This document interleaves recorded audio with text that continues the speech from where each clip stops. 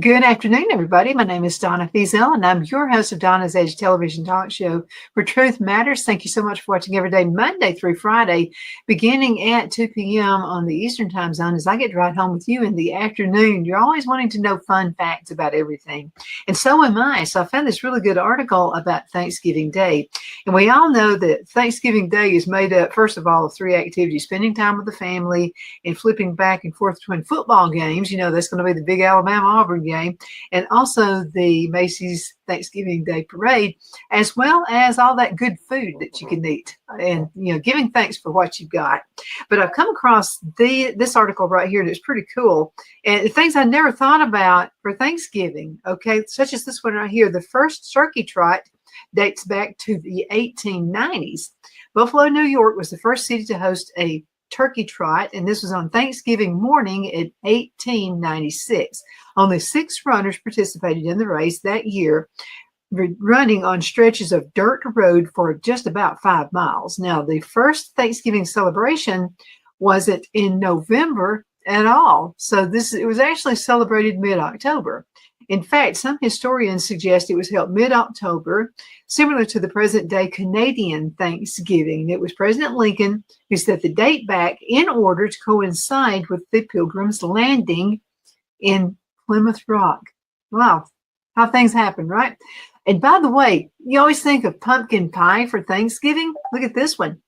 Pumpkin pie isn't actually Thanksgiving's favorite pie. The dessert has been an important part of Thanksgiving meals since the 1700s. However, the American Pie Council, didn't know they had one, is putting an end to the pumpkin versus apple pie debate.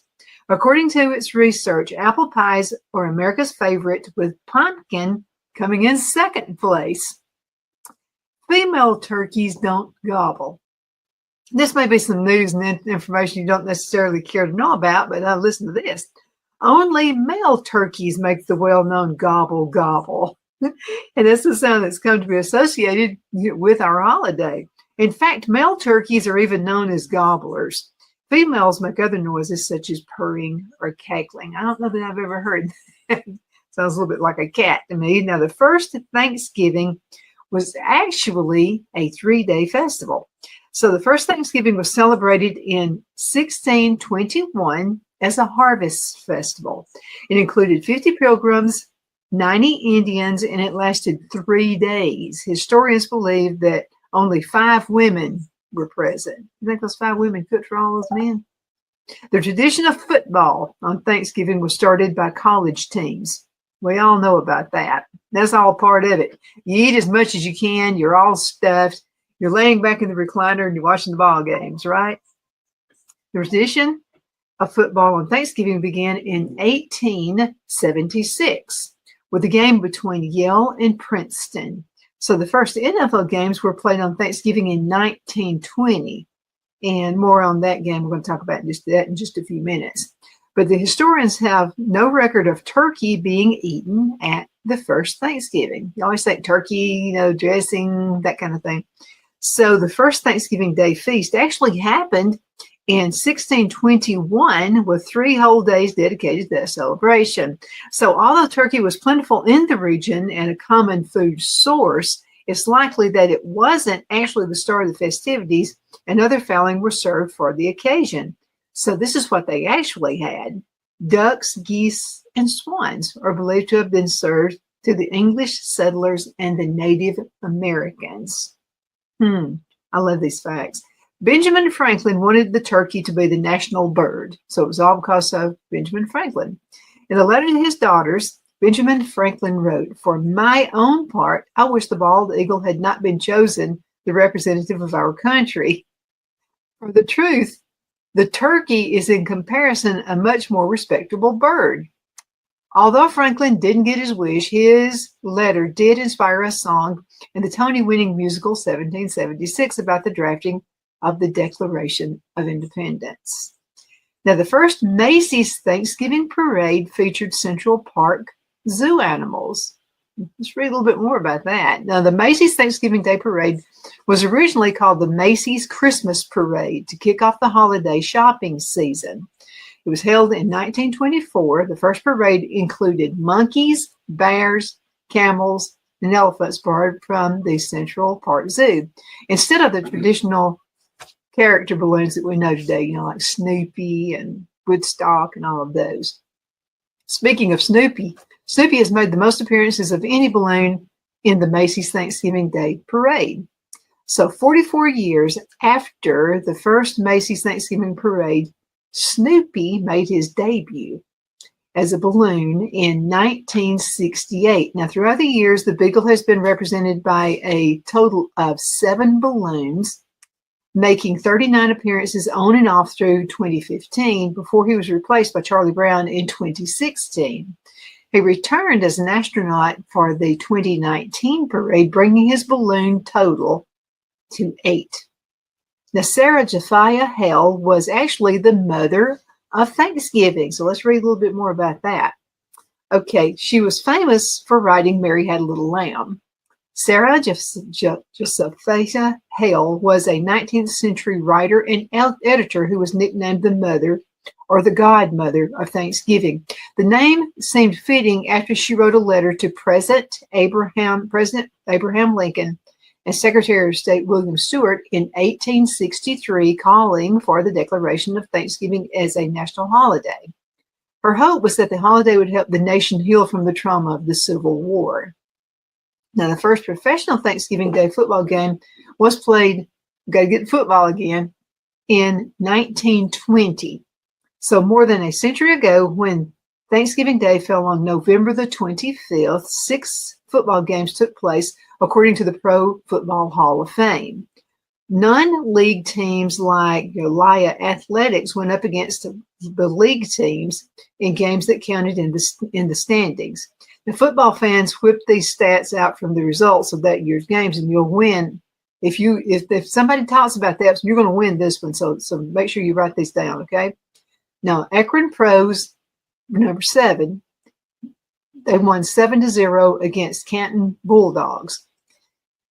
Now, in the Decatur Staleys, they were 6, and they won against the Chicago Tigers. They were 0. So, and then in Ohio Olympics, 0 versus 0, and that was Columbus Panhandles. Now, in Dayton Triangles, they were 28 versus the Detroit Heralds, who were 0. And then Chicago Boosters, 27 versus Hammond Pros, 0. Now, the All Tonawanda, New York, 14 versus Rochester Jefferson's, 3. Thanksgiving was once celebrated on the 3rd Thursday in November. The decades after President Lincoln declared Thanksgiving a national holiday, President Roosevelt decided to mix things up by moving it up a week to the second to last Thursday in November in 1939. Now, by doing this, he added 7 shopping days to the holiday season. But the change really did upset football coaches, those whose weekend Thanksgiving games were switched to regular weekday games. It also messed up the printed calendars for years. Thanksgiving returned to the last Thursday in November in 1942 and has held that spot ever since. Okay, now Jingle Bells was originally a Thanksgiving Day song. Before becoming a Christmas holiday anthem, Jingle Bells was an 1857 song titled One Horse Open Sleigh. And its composer, James Pierpont, intended it to be a Thanksgiving Day song, but it became so popular around December 25th that in 1859, the title was changed to Jingle Bells, and the rest is history. Now, Butterball has had a turkey talk line for almost 40 years. I didn't know that. So when you find yourself with a million questions about cooking your turkey, and Google is just too overwhelming with so many answers, reach for the phone because the Butterball Turkey Talk line is real and there to help you. It's open to U.S. and Canadian homes every November and December. The unique line, which first opened in 1981, is also available to take questions via online chat and email. They're up with the times. Plus, there are Spanish-speaking experts. Each year, Butterball experts answer more than 100,000 questions for thousands of households. Pretty interesting, huh? Now, each year, about 46 million turkeys are cooked. Thanksgiving Day and turkey go hand in hand, so this number shouldn't be that much of a surprise. Although not all Americans celebrate the holiday or eat turkey, there are still millions of families gathering around the table to partake in one of the most special meals of the year. And for those who aren't satisfied with only one day of it, Christmas also is a popular occasion to cook another turkey. Let me tell you a good way to cook a turkey. Sometimes people say, well, it's so gamey, I don't like it. And so they opt for ham. Well, let me tell you, I found a really good way to cook a turkey, and it is super easy. Okay, you want to marinate the turkey. Okay, now let it thaw out on its own and in the refrigerator. So what you want to do is get that turkey, and you want to go ahead and put that turkey in the refrigerator at least 4 days before Thanksgiving. Okay, you want to marinate it, and let me just tell you the best way to marinate a turkey is pickle juice. Save up your pickle juice, okay, especially the dill pickle juice. And you want to let that sit in that turkey at least 24 hours. And I'm just going to tell you, it takes that gamey taste out of the turkey, and it's just going to taste so much better. And put lemon in it. Take out the cavity, where the neck and all that is, where they store all of the giblets and all those things. And put an onion in there and put a lemon in there, and you'll notice that, and some people even put an orange. I've not tried that before, but going ahead and if you'll doctor it up that way, let it sit in pickle juice. It takes that gamey taste out of it. And to me, it tastes a lot like a roast chicken, and you get much better per ounce. You get a much better bite of a turkey anyway than you do a ham. But I'm just going to tell you, you can't beat a honey-baked ham either. So you need to try that out. Let's cut into a commercial break, and we'll return in just a few minutes. Y'all hang in there. We'll finish up with some more interesting facts about Thanksgiving. Twin City Used Car Sales has been serving drivers in the Northeast Alabama area for years with a quality selection of late model used cars, SUVs, and pickup trucks. On top of our extensive selection and competitive prices, we offer professional auto financing services for used car buyers of all credit levels. Whether you've just begun your search or you're ready to secure your next vehicle, at Twin City Used Car Sales, you will drive away with the vehicle of your dreams. The sales and finance staff at Twin City Used Car Sales looks forward to serving you, and you can apply for financing online before your visit to our used dealership in Gadsden, Alabama. Check us out on the web at twincityusedcars.com or go by our location at 901 First Avenue, Gadsden, Alabama. We sincerely look forward to serving you.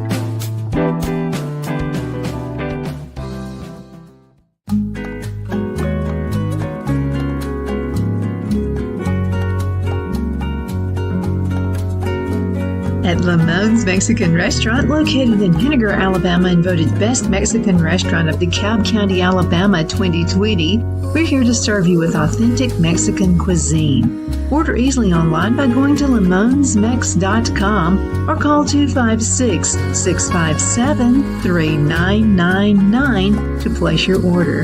We're open Sunday through Thursday 11 a.m. to 9 p.m. and Friday and Saturday 11 a.m. to 10 p.m. Whether you're celebrating a cozy date night for two or a celebration for a crowd, at Lamone's you'll love our atmosphere and friendly servers.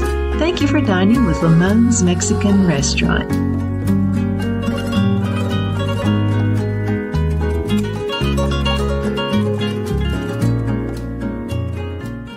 At Liberty Bank, we're all about community. Whether it's to help with a charity fundraiser or help families in need, toys at Christmas, or a local football team, we're here for you. You see, we realize the importance of family. Sometimes it's to build a new home or necessary home repairs. We're here for you.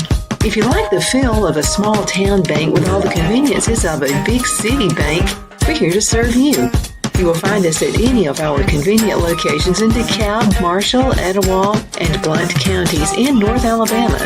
You can call and speak with any of our friendly staff at 256-659-2175 or check us out on the web at libertybankal.com. And thank you for your support of our community. Member FDIC Equal Housing Lender.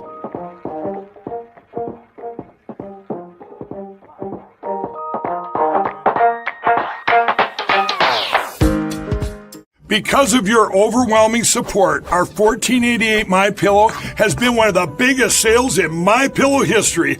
I couldn't think of a better way to say thank you than to extend our wholesale pricing through Christmas. Get a classic standard MyPillow for only $14.88. Upgrade to a queen size, just $18.88. King size, only $1 more. Get my body pillows for only $29.88. And ready? Multi-use MyPillows, only $9.88. It's perfect time to stock up for Christmas gifts for everyone on your list. Go to MyPillow.com or call the number on your screen. Use your promo code to take advantage of our wholesale pricing, including my classic standard MyPillows, only $14.88. But that's not all. I'm so confident you're going to love our classic MyPillows that I'm going to extend my 60-day money-back guarantee until March 1st, 2025. Plus, orders over $75 ship absolutely free. Are you ready? We all wonder what tomorrow will bring, but the future lays itself at the feet of the prepared and surrenders to the will of the persistent. It's not easy, but today shapes you so you can shape tomorrow. With Northeast Alabama Community College, when the future asks if you're ready, you can answer. Yes. Begin your future at Northeast Alabama Community College.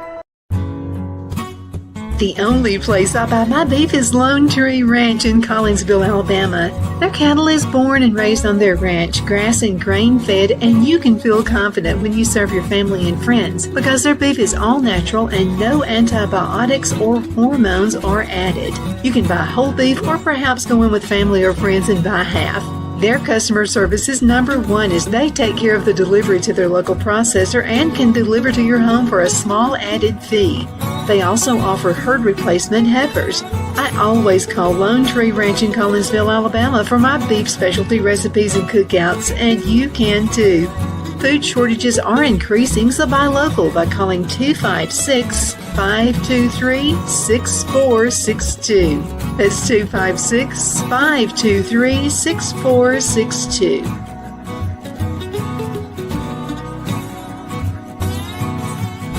We're back. My name is Donna, and I'm your host of Donna's Edge television talk show where truth matters. You can find us on Abundant Television, which is found on Roku, Apple TV, and Amazon Fire, and with the podcast on thenewscasters.com. You know, another way you can find us too is on the radio. Yeah, it's a big powerhouse right here in this neck of the woods, and it's 92.9 FM.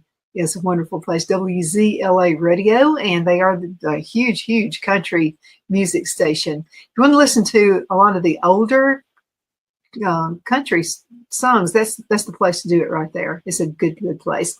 I'm still hung up on each year about 46 million turkeys are cooked. Now, that's a lot of turkey right there. Now, the turkey doesn't actually make you tired. You know, you hear a lot of people say that. My son just swears by this. He says, every time I eat turkey, I want to go to sleep. So let's see what they say about that, because it doesn't make me sleepy, but on Thanksgiving Day, you probably expect to be tired after eating turkey, thanks to the claims made about the amino acid in it. But the holiday bird isn't actually to blame. The reason you can't imagine doing anything else but watching TV on the couch is just because you overate. I agree with that assessment. So after you've had a big meal, your body wants to go basically shutdown mode and sleep gets promoted. So it has nothing to do with the turkey. This is what Dr. Daniel Barone explained to Business Insider, saying the phenomenon is just called postprandial fatigue. In other words, you eat too much. Okay. The majority of Americans secretly dislike classic Thanksgiving dishes, but eat them anyway. I've never had a Thanksgiving dish I didn't like. So a whopping 68% of Americans dislike Thanksgiving dishes like canned cranberry sauce, Well, it's because it's canned. If you do your own, it's not near as bad. Pumpkin pie or even turkey itself, according to the 2019 Instacart survey of more than 2,000 U.S. adults conducted online by the Harris Poll. But they'll still eat them just in honor of the tradition. Times are changing, however. 37% of Thanksgiving hosts have served something other than turkey as their main course. Pork is the second most popular option, that being a ham, honey-baked ham. Now, many people enjoy Thanksgiving leftovers more than the meal itself. I do. I'm one of those. I love leftovers anyway. Okay, the atmosphere on Thanksgiving Day is unlike any other. The kitchen bustling with last-minute cooking. The dining table is set with best china. And the football game is playing on TV. But according to a 2015 poll by the Harris Poll, people actually enjoy leftovers more than the actual meal. So conveniently eat your leftovers, stuffing, and mashed potatoes because you won't be the only one doing so. Let me tell you something. If you got a lot of mashed potatoes left over, God, you got to try this. You ever heard of potato fritters? Okay, this is all you have to do. Leftover mashed potatoes, at least a cup, maybe 2 cups. Put an egg, and now it's got to be cold. Put it in the refrigerator so that it's really super cold. And then put the mashed potatoes in a bowl. You're going to get an egg. You want to put about a half cup of flour and about a half cup of cornmeal. Make sure it's self-rising flour, self-rising cornmeal. Put some onions in there. Mix it up and just fry it. Yeah, it's really good. Now, and this is going to sound weird to you, but lard is the best way to fry that. And it doesn't, because some greases, you put the food in it and it just sets in the grease and it just stays in the grease. I've found that by cooking with lard, now you want to get it kind of hot, where it's just kind of moving around in the pan, not where it's smoking, you're going to burn it.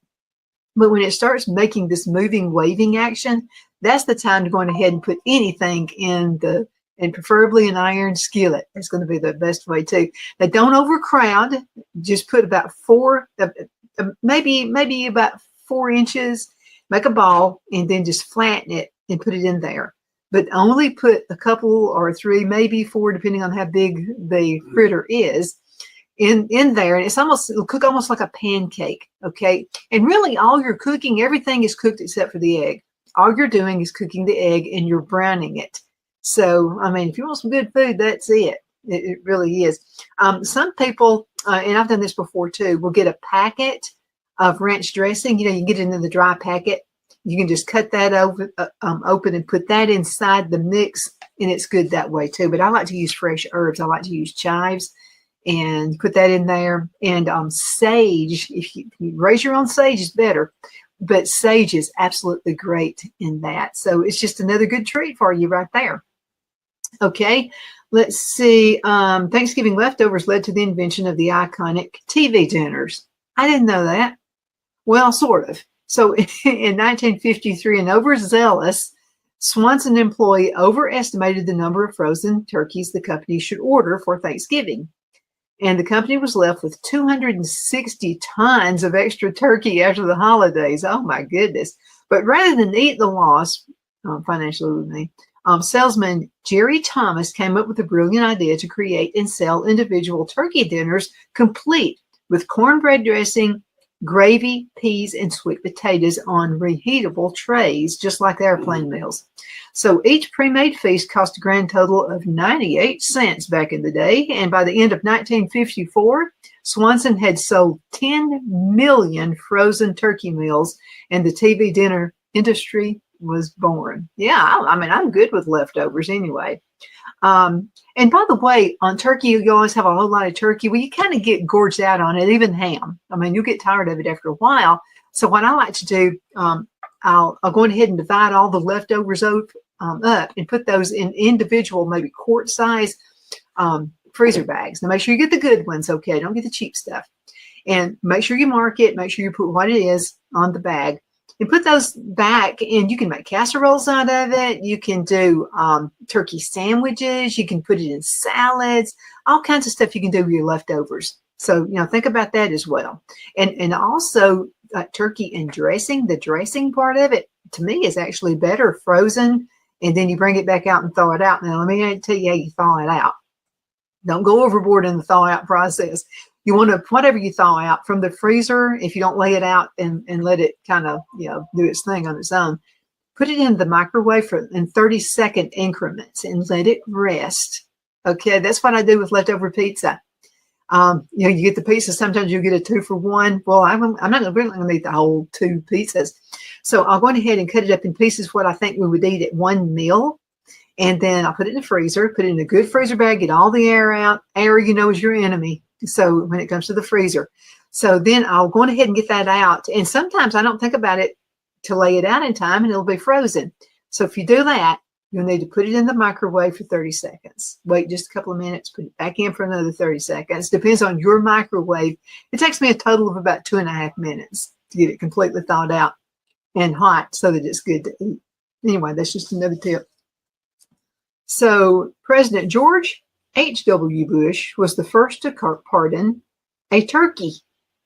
So in 1989, the 41st president pardoned the first turkey. That is, he assured the bird it would never become somebody's dinner. So after noticing a 50-pound bird look a little antsy at his official Thanksgiving proclamation, since then, every president has upheld that tradition, and a few of the turkeys have gone on to serve a different purpose. So in 2005 and in 2009, the birds went to Disneyland and Disney World parks to participate in their annual Thanksgiving parades. Okay, here's another one for a president. President Calvin Coolidge was the first to pardon a raccoon in relation to Thanksgiving. A raccoon? Let's read it on. Yes, you read that right. In November 1926, President Calvin Coolidge was gifted a live raccoon intended to be his Thanksgiving dinner. He wasn't super into the idea of eating a raccoon, so he decided to keep it as a pet instead. I don't know if I'd want it for a pet either, but this wasn't unusual, as the President and First Lady Grace Coolidge were known to be animal lovers. They were often randomly sent pets, including unconventional ones like a bear and lion cubs. The Wednesday before Thanksgiving is known as Drinksgiving. The holiday season is a time of celebration, which means toast upon toaster made.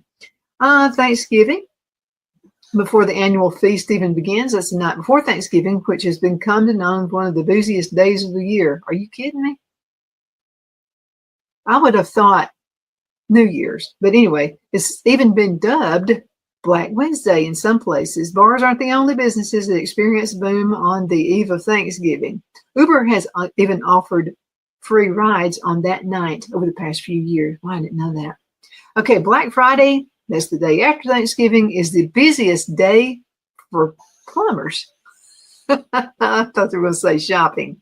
Okay, sure, it's a big day for shoppers, but don't forget the drainage professionals. Plumbing and drainage companies don't really get into the Friday after Thanksgiving off, since it's one of the busiest days of the year. Why? I think you can imagine. In fact, the day is so busy for these services that Roto-Rooter Plumbing and Water Cleaning Company actually calls it Brown Friday. You get the gist. Okay, the turkey bird is actually linked to the country Turkey. Always wondered about that. If you've ever wondered which came first, the bird or the egg country, we have a definitive answer. So the turkey bird got its name from the country due to the case of mistaken identity. So during the Ottoman Empire, guinea fowl were exported from East Africa via Turkey to Europe, and Europeans started calling the birds turkey cocks or turkey hens due to the trade route. So when the Europeans first sailed to North America and discovered the birds looked so similar to a guinea fowl, they called them turkeys. Who would have thought that? Thank you so much for watching Donna's Edge television talk show and radio talk show where truth matters. You may find us syndicated on Abundant Television, found on Roku, Apple TV, and Amazon Fire. And don't forget the podcast on thenewscasters.com, WZLA Radio, 92.9 FM on the dial. Listen that way as well. We appreciate you listening. Continue sending email, by the way, Donna at donnasedge.com. That's Donna at donnasedge.com. Thank you so much for watching.